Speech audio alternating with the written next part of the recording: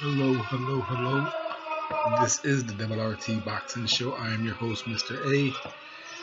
Thank you for tuning in. If you are already subscribed to the show, support the show, hit that thumbs up.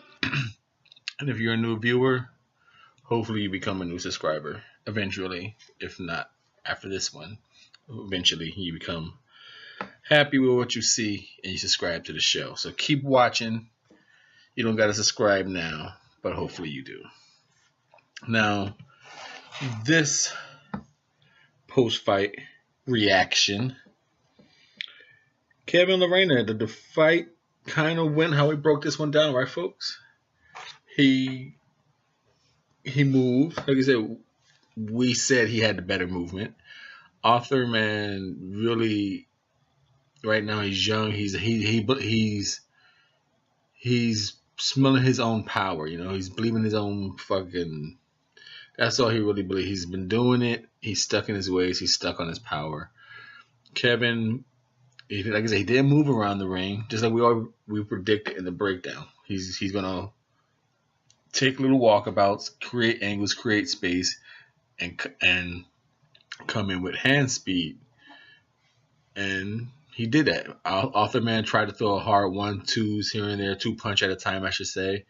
And when he did land a 1-punch or a 1-2 of some sort, Kevin would come back with a 3-punch combination. Whether it's all blocked or landing or slipping, it touched man. Forearms, elbows, shoulders, body, it touched him instantly right back. So the fact that it was speed and power, it just looked like Kevin was doing something. And overall, he just threw more punches. So when he was throwing the jabs, moving, you could see he had more than Man. And when he dropped Man and finished him in the 4th round off his second knockdown, you can see Man was so previously weakened from the first uppercut knockdown that the hook kind of like hit on top of the head, kind of like those kind of like where they hit you and it bends your neck. Equilibrium fucked up, and he fell backwards. He tried to get up, and he stumbled into the ropes. Like he got up facing one way and fell facing the crowd. So he was just fucked up. You know what I mean? He wasn't there. That it was that boxing warrior to say I'm up. But Kevin put it on him. Like I thought Kevin would win that fight. That's what we picked on the breakdown. But I didn't think he was going to do it that decisively and that good. Now, the movement, the hand speed was there, the power. I didn't think Kevin was that powerful. You know, I think they call him the KO Kid. It was KO Kid versus Thunderman Man. Now, I read on Boxing Scene he had a surgery on his elbow, so that's why maybe I didn't think he was that powerful from all the research I was doing on him. This is the second time Kevin's on the RT Boxing Show. Like I said, if you are a new viewer, that's what people come to this show for. That's what we're entertained by.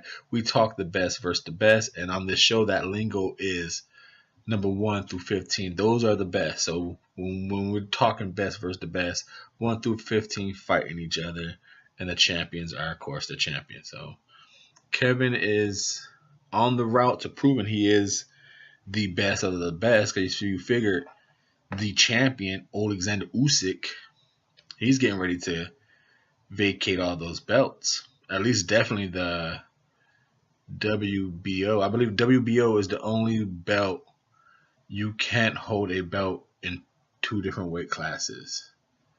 They won't let you do that. You have to give up one of their belts. I think the other ones, they might let you be a IBF champion at 147, 154, and blah, yada, yada, yada. But the WBO, they don't allow that. You got to give up one. So possibly maybe Usyk could be a 3 belt holder. But I don't think he's going to hold any belts.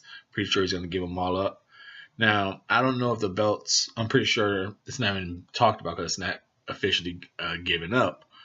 But I don't think they're going to be just throwing the belts into the WBSS tournament and have that winner walk out undisputed. That would suck. So like I said, the boxing scene article said he has surgery and he's ready to take over. Now, people don't rate the IBO belt high. Oh, that's another thing for the new viewers. If you just stumbled on the Double RT Boxing Show, we talk the best versus the best, and we talk the best we can about belts. The IBO belt, the international belts, continental belts. We track those belts because those belts is how people get themselves through the best versus the best ladder. And Kevin, who is number 10, because this fight was a 10 and 11 fight. So I believe was Arthur Mann 10 or 11. I think Kevin was 11 and Mann was 10, but or vice versa for the IBF. That's what this was a thing. But Kevin is also the IBO champion, and again, that's what we started to talk about. Say what you will say about that belt, it's his third defense. Kevin, and you always hear boxers and everything say like you become a different fighter when you become a champion. It's easy to become champion, but can you stay champion? This is third defense, man. Like I said, he takes the IBO belt serious. He's in there getting punched in the face for it. So third defense of the IBO. Can he be the future of the cruiserweights? He has the hand speed. He looks pretty good moving. Excuse me. If you get Murat Gaziev, hits hard, but as Usyk shown, very, very flawed. Very flawed. Kevin shows he can move with enough power, enough output to maybe get a points decision. Andrew Tabiti, I love the guy, but he doesn't let his hands go. I root for the American. Him and Dorticos, the KO Doctor, that's going to be a hard fight for him because he's going to have to throw punches and move to keep the Doctor off him. Makabu, Kevin should be able to pull Makabu off. That number 5, Dmitry Kudrashov. I don't know the name. I might know the face through this research. We're just going to the top 5. I think Kevin can, to me, in that top 5, his hardest fight might be the KO Doctor just for power. But I think he can move around the KO Doctor and quite pull an upset off on that one. So, like I said, can he be the heir to the cruiserweights? That's what we're discussing right here on the Double RT Boxing Show. Then you got the tricky ass WBA. With Usyk gone, of course, you got Shumenov. He might get bumped up as regular WBO. He might be the only organization who doesn't have to fight for the belt. And then you got the gold Gualamarian. Is that the guy Kevin beat? Then number 1's the KO Doctor Tabiti, Ryan Murray. He gasses out Murray. I think Kevin should be able to get him. Yuri Kanashki, I don't know, and Murat number 5. Number 6 is Okoli.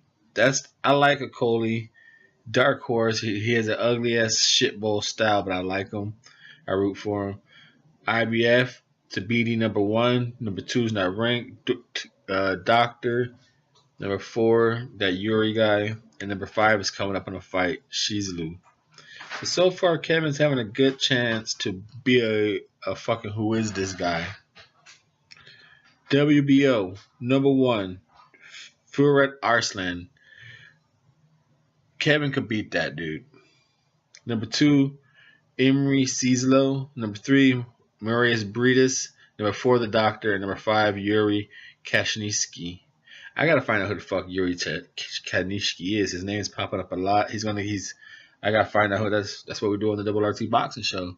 That's what we do. We gotta find out who the best with the best are. So can Kevin do something out of those names? I think he can. I don't know how long the KO Doctor is going to be around, and that's the only threat anyone around here. I'm not too big of a believer in Bridas. I think he lost something in that tournament. I think Gasser took something out of him. I think Usyk took something out of him. I don't think he's there no more. And depending on Tabiti, what his output starts to become, Kevin could possibly take him. He's shown he has a decent chin. All these guys have got a decent power to take each other out. You know, the boxing doesn't, the power shot doesn't matter. Lawrence Okoli, his like I said, with his height and reach, he's a player in this division. Kevin could be right there. Kevin can be right there. Leave a comment down below. What do you think right here on the Double RT Boxing Show? Again, if you're a new viewer, hopefully one day you become a new subscriber. But thank you for your time and support right now. Stay tuned in.